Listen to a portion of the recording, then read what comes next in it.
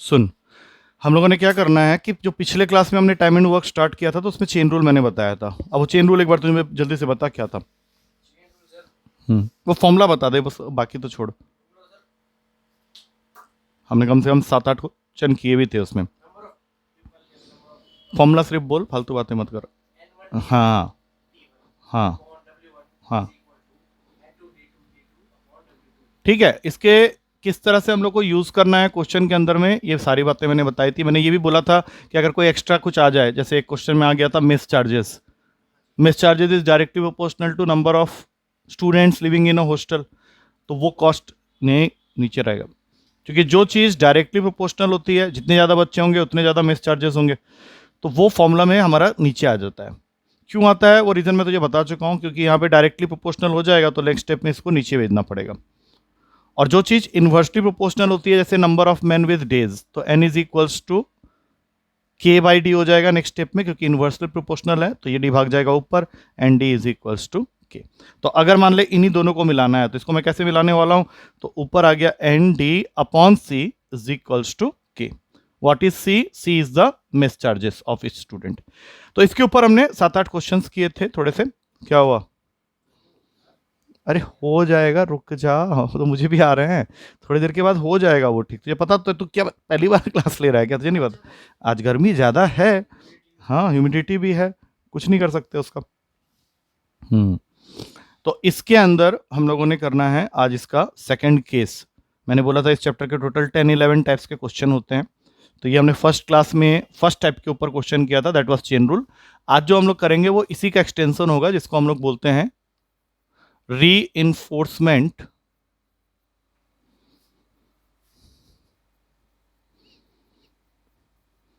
Oblique depletion.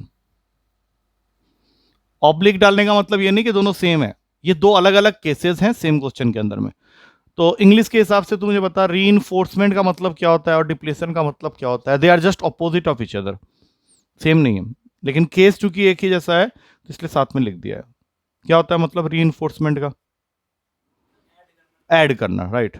और depletion खत्म नहीं, कम करना, ठीक है। ठीक है, तो ये किस तरह के क्वेश्चंस के लिए होता है? जैसे मान ले क्वेश्चन का फॉर्मेट होगा कि एक घर है जिसके अंदर 30 आदमियों का खाना पड़ा हुआ है 20 दिन के लिए। 30 आदमियों का खाना पड़ा हुआ है 20 दिन के लिए, तो तूने क्या करना है, लेफ्ट हैंड साइड बना लेना N1D1। 30 आदमी 20 दिन। क्वेश्चन में अब आगे वो बोलेगा कि यही 30 आदमी 10 दिन तक तो खाना खाते रहते हैं, यही 30 आदमी 10 दिन तक तो खाना खाते रहते हैं, उसके बाद 50 आदमी और आ जाते हैं, तो बताओ अब खाना कितने दिन तक चलेगा?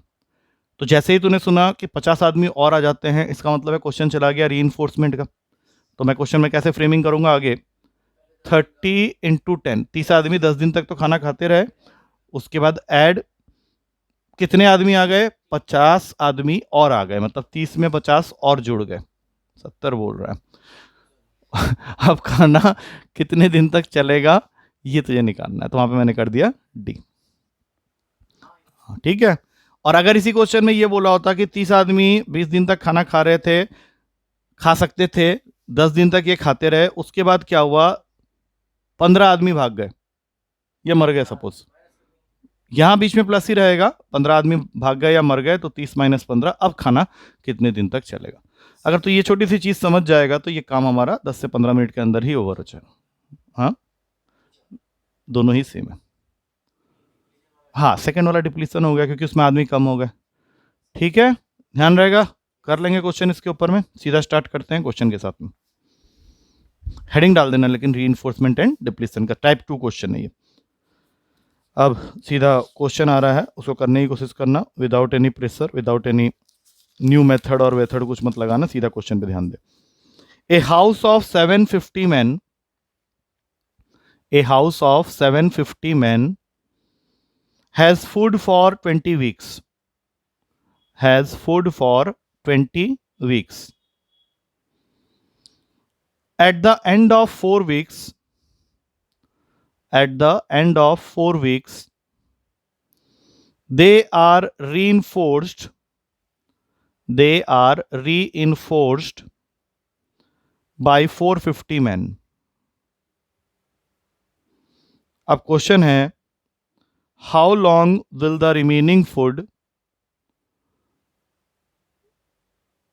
How long will the remaining food now last now last तुझे क्वेश्चन का फॉर्मेट मिल चुका है, you have to just solve it, थोड़ा सा कैलकुलेशन लगेगा बट आई थिंक आराम से तू कर लेगा। 750 मैंने ये 250 क्या लिखा है, 750 बोला था, 750 कर ले, पहले ही देख लिया, अच्छा हुआ। चल, ए house of 750 man has food for 20 weeks, ये था question.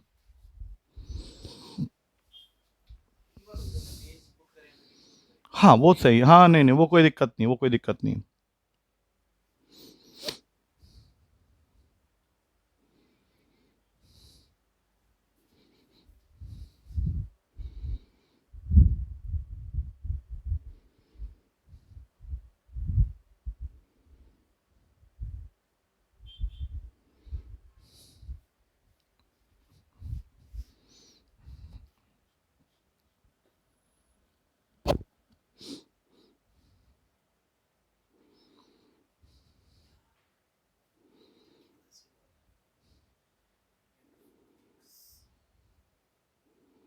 At the end of 4 weeks बोला है, इसका मतलब है 750 आदमी 4 वीक्स तक तो खाना खाते ही रहे, जो भी चेंजेस होना है उसके बाद करना है।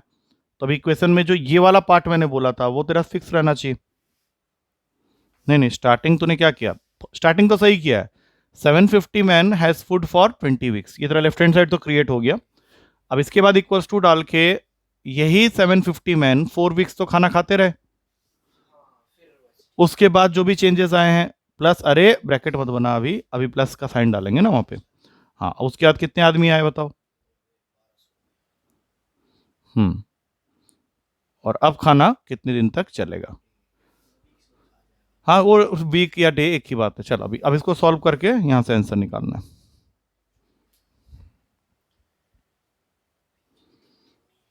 क्या कर रहा है,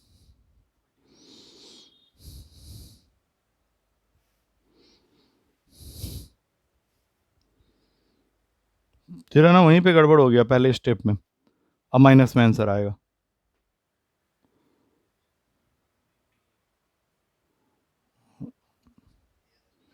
हाँ कर लेता, और जल्दी करने में ना वो वही तो डिफरेंस है, that is called.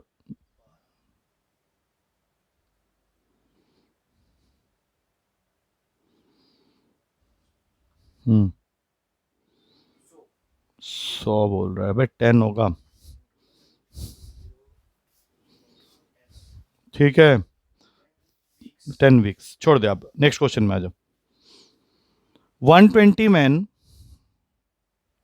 had food for 200 days. 120 men had food for 200 days. After 5 days, 30 men died. After 5 days, 30 men died due to epidemic. Due to epidemic. The remaining food will now last. The remaining food will now last for how many days?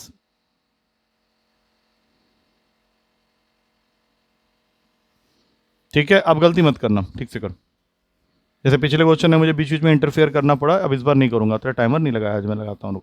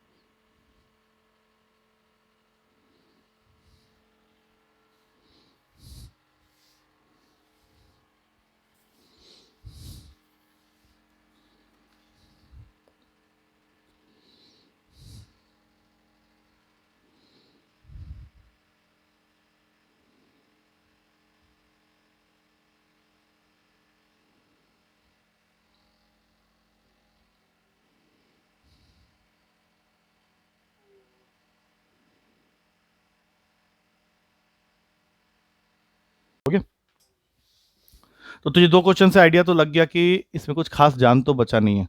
ठीक है, अब थोड़ा सा variety आएगा तो उसको खुद ही पकड़ना पड़ेगा तुझे। जैसे अब तक क्या हो रहा था कि simple simple straight away questions आ रहे थे, अब थोड़ा सा ट्विस्ट करके दूंगा। लिखो, क्वेश्चन है, a house had food, a house had food for a certain number of days, for a certain number of days, for a certain number of persons. अब इस क्वेश्चन में ना तो वो तुमको डेज बता रहा है ना नंबर ऑफ मैन पावर बता रहा है, सीधा लिखा है a house had food for a certain number of man for a certain number of days. After 10 days, after 10 days, 1/5 of the manpower, 1/5 of the manpower went away, and it is found that, and it is found that the food will now last, the food will now last as long as before, the food will now last as long as before। अब question है, how long was that, how long was that. ये तो सुनने में थोड़ा सा अलग लग रहा होगा।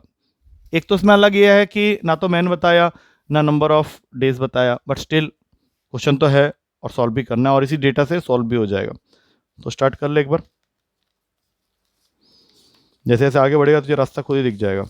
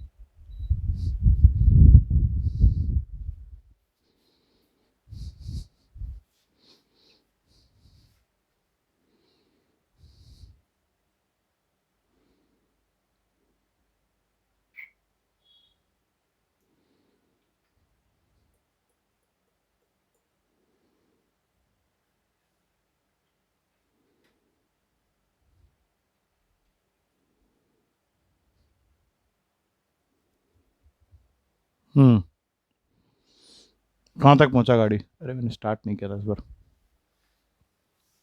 अभी स्टार्ट किया है, वो नहीं स्टार्ट किया था, वहां चला गया। हाँ, 1 मिनट तो हो चुका ऑलमोस्ट। तूने जो जो किया है वो क्या है एक बार देखते हुए जा, आई थिंक क्लियर हो जाएगा, कुछ नहीं है ऐसा। क्वेश्चन के अंदर में सबसे पहली चीज, ना तो मैन है ना डेज है, और यही सबसे अजीब बात है क्वेश्चन की, तो एन और डी ले लिया। अब ये एन आदमी कितने दिन तक खाना खाते? 10 दिन तक। और उसके बाद क्या होता है? 1/5 चले गए, तो एन में से 1/5 ऑफ एन माइनस करोगे तो बचेगा 4/5 ऑफ एन। और अब खाना उतने ही दिन तक बचेगा, चलेगा जितना पहले बचना चाहिए था, डी आएगा। तो यहां तक आने के बाद सिंपल एक काम करना था, क्योंकि उसको हाउ लॉन्ग वॉज दैट मतलब डी की वैल्यू चाहिए, एन उसको नहीं चाहिए। तो क्या हम लोग एन कॉमन लेके कैंसिल नहीं कर सकते? अरे दोनों में कॉइन है ना, तो उड़ा दे इसको, यहीं पे उड़ा दे।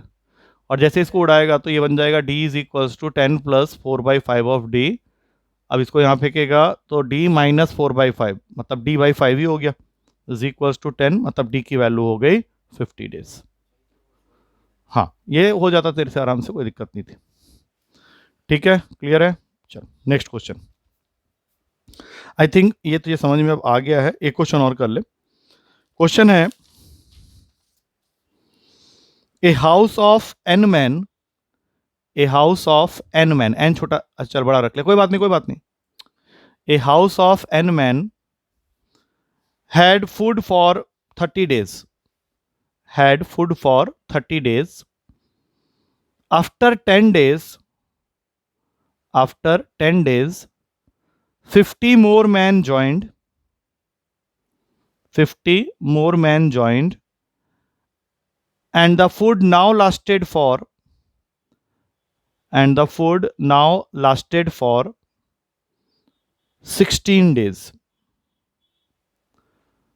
Find n.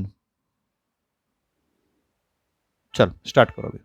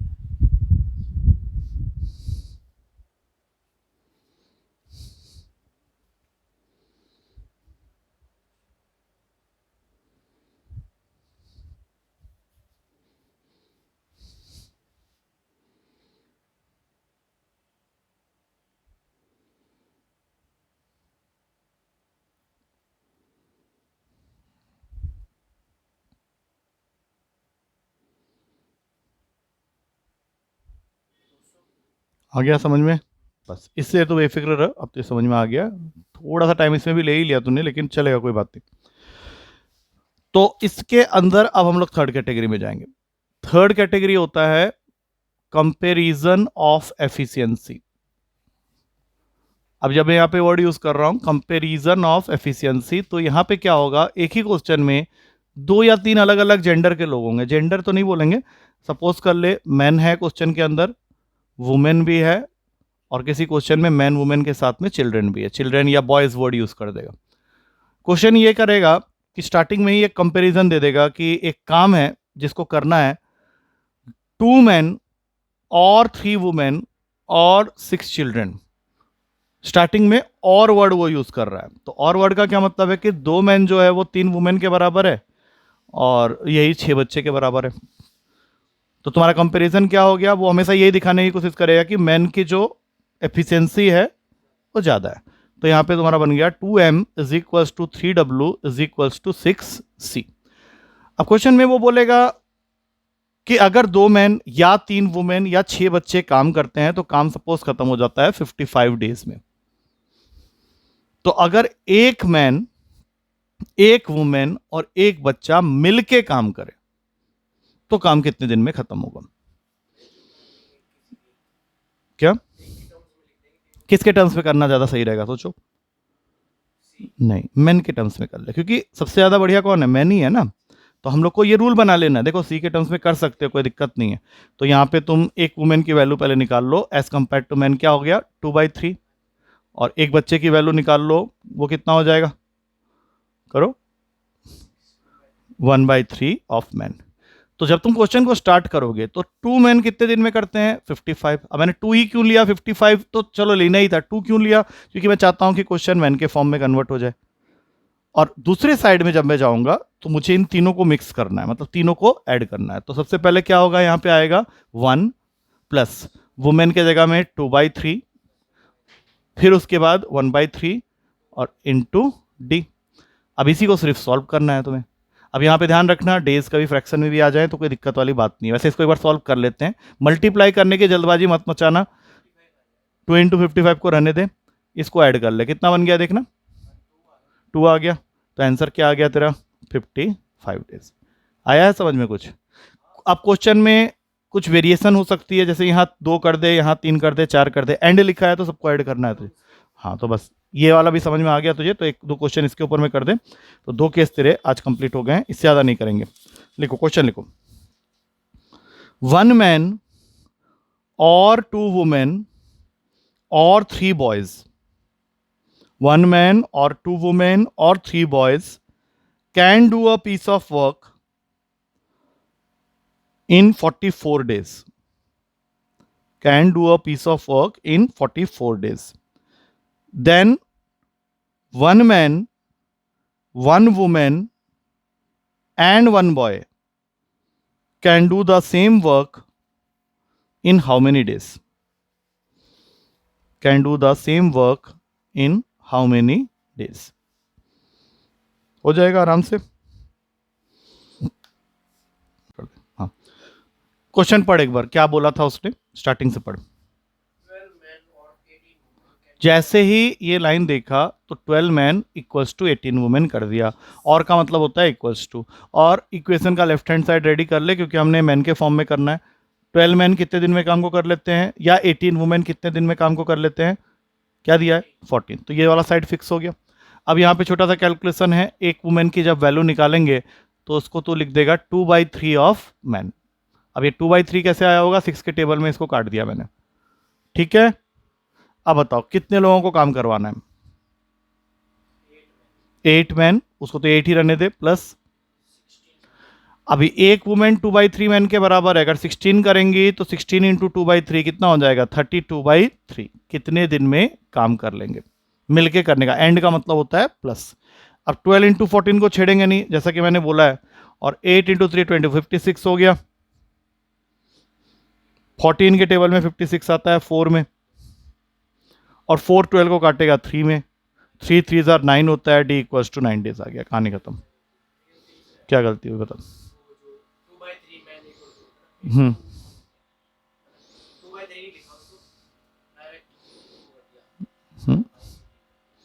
अच्छा, 12/18 भी अगर करेगा और 8 के साथ में ऐड करेगा तो अच्छा, उसमें तूने पहले ही तो वो गड़बड़ कर दिया ना उसको, फिर तूने मल्टीप्लाई नहीं. हाँ, इंटू भी करना पड़ेगा ना, तूने खाली वो एक वुमेन के बारे में सोचा वहाँ पे. हाँ, इंटू 16 करना था. हाँ.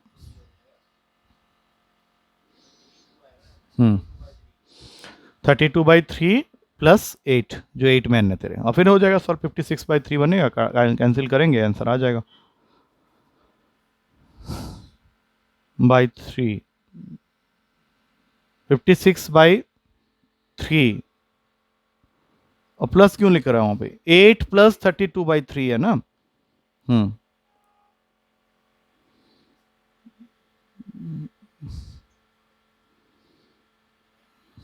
90 कहाँ से आ गया तेरे पास, 8 प्लस 32/3 करना है ना तेरे, वो क्या कर दिया तूने वहां पे, 56 कहाँ से लाया ये बताओ. हाँ, टोटल आ गया 56/3, और कुछ ऐड नहीं करना उसमें, 8 हमने जोड़ लिया है. हाँ, ये था बस. इसके आगे तो 14 के टेबल में कट कर ले, 4 आ गया, और 4 उसको कट कर देगा 3 के टेबल में, हटा दे 14.